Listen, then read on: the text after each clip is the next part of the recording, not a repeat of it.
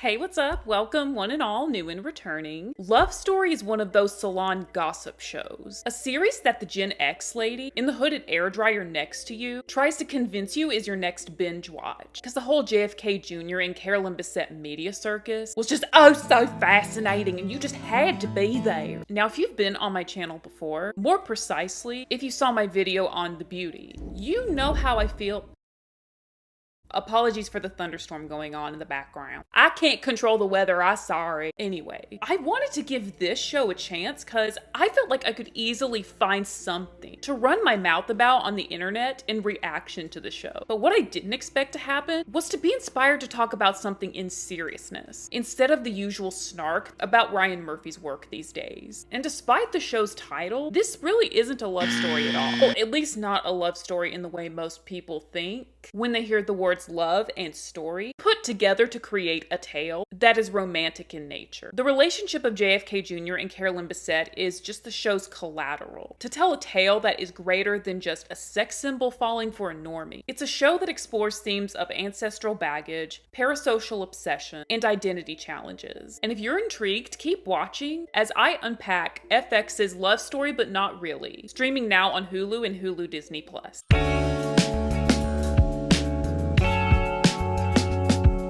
I think I need to put a similar disclaimer here as the one put before each episode of the show. While it is based on a biography of Carolyn Bessette's life, not an autobiography, everything in this anthology series is dramatized and fictionalized for entertainment purposes. So throughout the video, when I'm talking about Carolyn Bessette and John F. Kennedy Jr., I am speaking about them in the context as characters of the show without making any assumptions that the whole series is an accurate reflection of how they were as people and how their real life relationship was. So without further ado, let's get to chatting and gabbing. Now, without trying to sound all pity the privilege, it's easy for us normies to forget how much privacy is a privilege. Okay, Freaky Friday, okay, Tess Coleman, how much of a blessing privacy is. When you're a celebrity or public figure, details about your life, especially who you're dating or in a relationship with, or if you're in a relationship at all, and who that relationship is shared with, suddenly becomes everyone's business, and parasocial crazed fans and haters feel entitled to your time and knowledge about your every move. And the insanity of the who's dating who rumors are crazy amplified and can become even more toxic when it comes to who a highly desired, attractive man is dating and whether or not he's in a relationship or whom he's in a relationship with. A phenomenon that someone as high status as the Kennedy family is no exception to. But what makes the different love affairs within the family distinct from each other, particularly within the Carolyn Bessette and JFK Jr. coupling, is the background lineage of the women who marry into the Kennedy family. Like Jackie Onassis Kennedy was a socialite born into wealth and had connections that easily led her to meeting and eventually marrying John F. Kennedy Sr., someone also born into generational wealth and was of equal social status. They were a pairing that people expect and admire, but with a sense of dignity. But when it came to JFK Jr., America's favorite real-life Prince Charming, and People magazine's sexiest man alive, and Carolyn Bessette, a gal who grew up in the middle-class suburbs of Connecticut and paved her own way in life by working for her money. It fed into a different level of public fandom and media obsession that was way more toxic and intrusive than previous generations of Kennedy marriages. A collective behavior craze that we now refer to as parasociality. I don't even know if parasociality is a real word, but it should be, which is a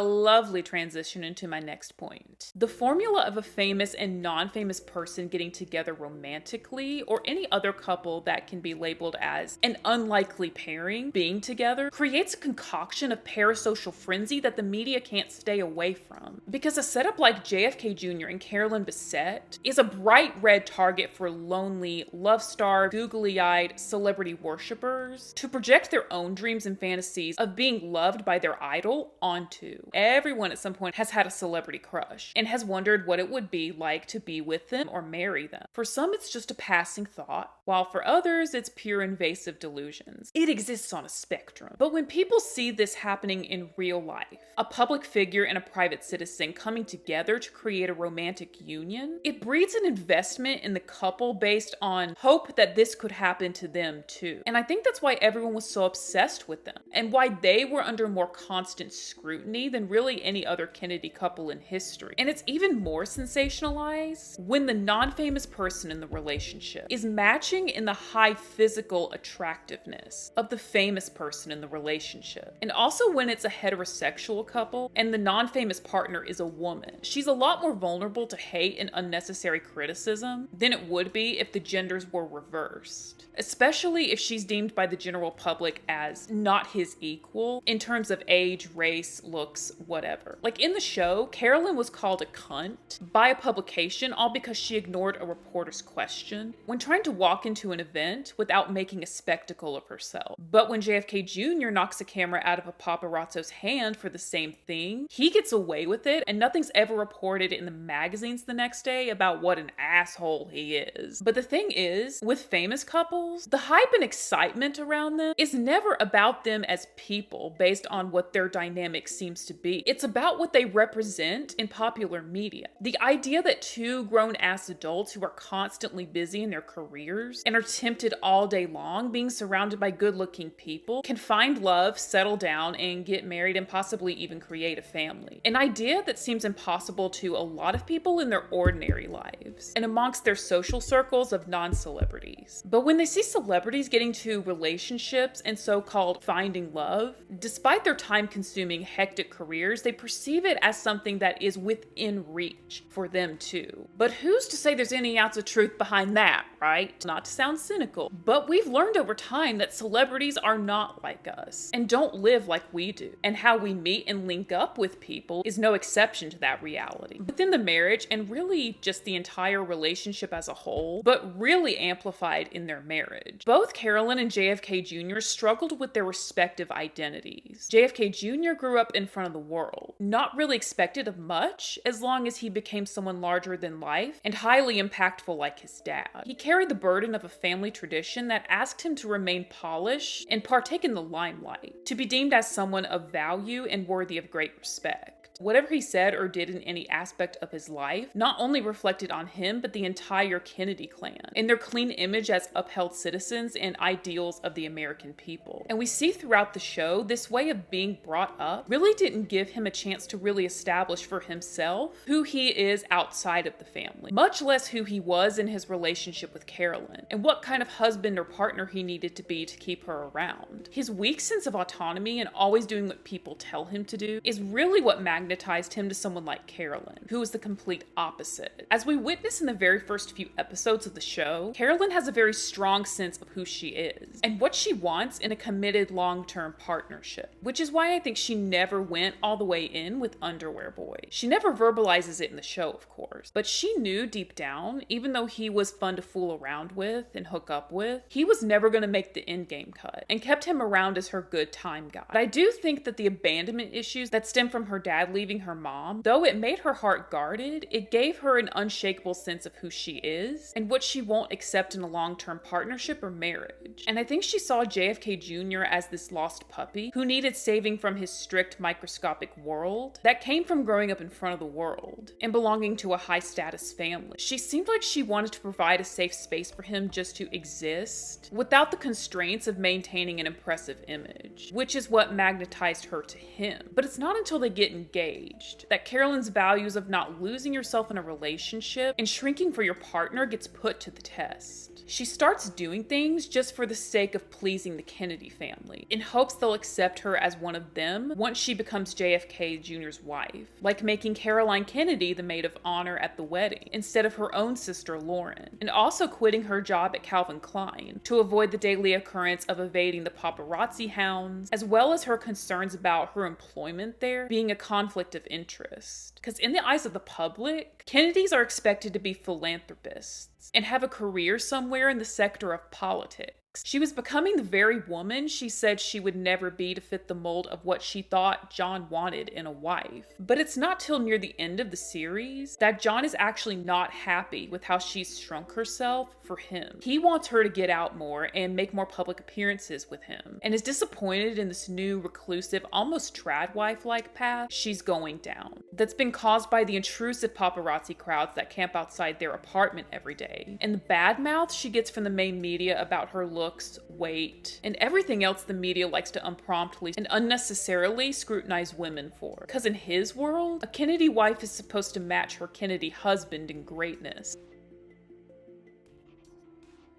And JFK Jr. thinks she's not even trying to be a part of his world, and just wants to hide away forever in fear of the world's judgment of her. It reminds him of the way his mom became completely engulfed in grief after his dad's assassination, and how she became quietly disconnected and absent from him and his sister because of it. But I think the quiet pressure she felt from him to be a Kennedy wife was so overwhelming that she froze in fear, and was afraid to disappoint him if she told him that being a much celebrated public figure isn't really what she wanted. So late in the series, there's this whole episode where it's all just one big long fight in their apartment about who they are, who they should be, whether or not they truly know each other at all, and ponder whether or not this marriage was just all one big mistake. Intimate partner relationships are supposed to be shared between two people, but when you're a public couple, there will always be the third party of the whole world breathing down your neck at all times. Your relationship doesn't belong to just the two of you when your names are known all around the world. The two of you belong to everyone else on the planet. And I think that's the main thing Carolyn had a hard time adjusting to as someone who was not born and raised in the public eye like her husband. It's clear that she is a very private person and doesn't like a lot of attention or unearned praise, and is very humble. And JFK Jr. just could not see how much she was truly struggling with being this fish out of water, because juggling public perception about him and his life is just second nature to him. It's definitely clear that they both felt like they were making too big of sacrifices to keep the relationship working, at the cost of their default main coping mechanisms for conflict and discomfort. He becomes bigger and more achievement motivated, while she retreats inward and becomes more elusive and isolated, socially, physically, and emotionally, which I think was the biggest fuel for their constant tabloid rumors and gossip about what went on in their marriage behind closed doors. The mismatch between John and Carolyn being out in public together versus stepping out solo fueled the flip-flopping between divorce rumors, pregnancy rumors, trouble in paradise, etc. That, of course, in real life is never proof of whether a marriage is good or bad, but according to gossip media and tabloid standards, it is. But I think the real tragedy in the show, obviously besides their deaths in the plane crash, was the fact that even if they had properly rekindled their relationship to a stable place, where they were both on the same page about their hopes and expectations, a divorce seemed inevitable and bound to happen anyway if they had survived the crash. Again, I can't speak for the real-life Carolyn Bessette and JFK Jr., but at least the dramatized characters featured in the show. Because if you remember in the first episode, as they were about to leave for Martha's Vineyard, they were starting to get at odds again. And we learned in the last episode that right before this, they were just starting to get back to a good place again. I mean, of course, I know it's normal and sometimes healthy for couples to have arguments and not see eye to eye on everything. But when you learn about where they just were before the very last argument of their lives, it's pretty apparent they had a very on and off dynamic that is not conducive to a relationship meant to stand the test of time. There was just always going to be this tug of war between them, where one is fighting to keep traditional family values alive, and one wants to maintain individuality and personal independence in a lifestyle where who they are and their legacies is decided for them. So you might be wondering, well, why is it called Love Story if it's not really that romantic at all? Well, the title's meant to be ironic, and when you take a look at our history and what we've been conditioned to think what love is, it looks on the surface like a story about two people who fall in love and get married and die together in tragedy. It's a play on of words of how much we've come to romanticize cliche ideas like love conquers all, and when you love somebody, it doesn't matter what anybody else thinks, which sounds great in theory, but when you put it into practice in real life relationships, where you're required to balance real-life obligations and duties within them, you realize just how simplistic and out of touch statements like that are. Now, I don't want to sound like a cynic, but when people actually live by these empty love and relationship mottos that seem to define love as a feeling instead of a choice, your ideas and views about love and relationships and what it is becomes a trash fire of dissatisfaction and crushed hope.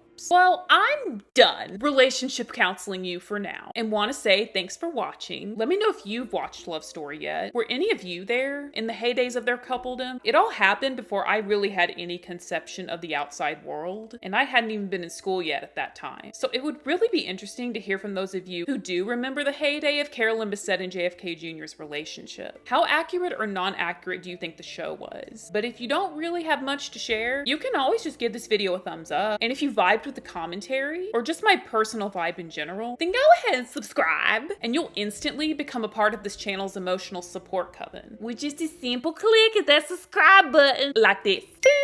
And if you want a better chance at being the very first viewer for each new video, then turn on notifications so you can up your chances of owning the first flex. Stay cool, stay fresh, and I'll see you next time.